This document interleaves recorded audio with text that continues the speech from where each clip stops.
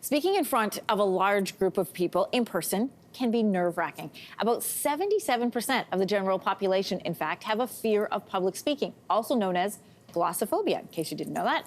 And although remarkably common, it can be conquered. And so this morning, award-winning actor, writer, and producer Andrew Musselman is joining us to share his secrets to overcoming the fear of public speaking and how to deliver your message with impact. Good morning to you. Good morning. Thanks so much for having me. I am keenly aware of how I'm speaking this morning because I'm speaking with you. First of all, where does this fear of public speaking come from in people?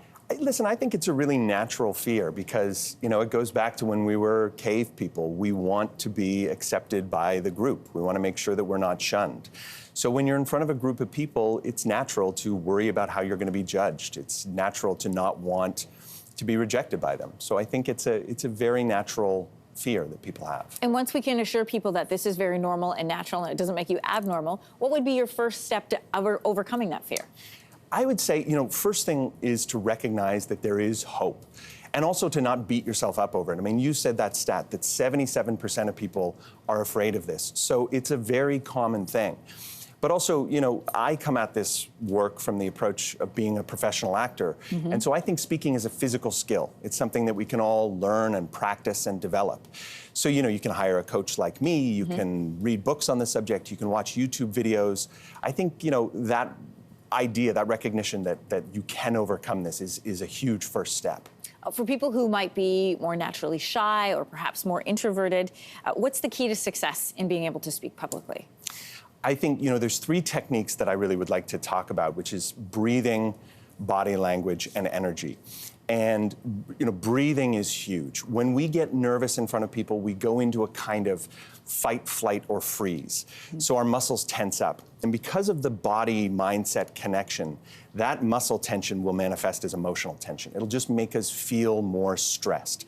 So if you're breathing, you're going to oxidize your muscles, you're going to reduce that tension, and just feel more empowered. Can I ask you to demonstrate something that you do to help relax people's breathing? Yeah. Can we do it together? Yeah, absolutely, okay, great. Yeah.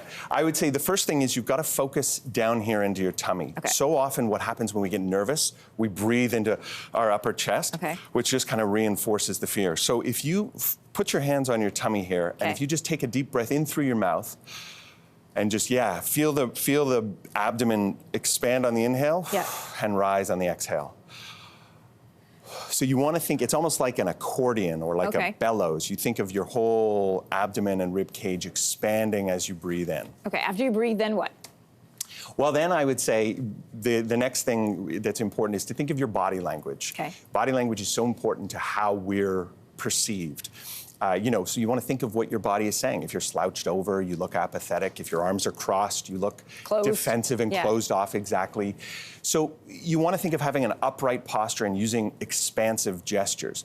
Not only is that going to make you look more open and approachable, but it's also a confident posture. So it's going to make you feel more positive and empowered. I'm going to ask you about gestures because people always say, what do I do with my hands? It's the most common thing. What do I do with my hands? Do you have some go-to moves that if somebody can't think of what might be natural? So I would say when I talk about expansive gestures, exposing this part of your body, your torso and your core is key. Anytime you cross that up, that's when you look defensive. Okay. So a great sort of tip, it's a bit of an old school tip, but some people advocate the prism, mm-hmm. because if you have that fear of, what am I supposed to do with these hands? Mm-hmm. This gives you kind of like a home base. Right. So you can kind of never have to worry about what I do with my hands. They just live here, and then from there you can make a gesture or two, let that gesture kind of breathe and live for a bit, and then you come right back to your home base. Amazing. Andrew, this is so fascinating. I'd love to know more tips. I have to do this gesture because it's time for us to go. Great to have you here, and we hope to have you back soon. Thank you so much. All right.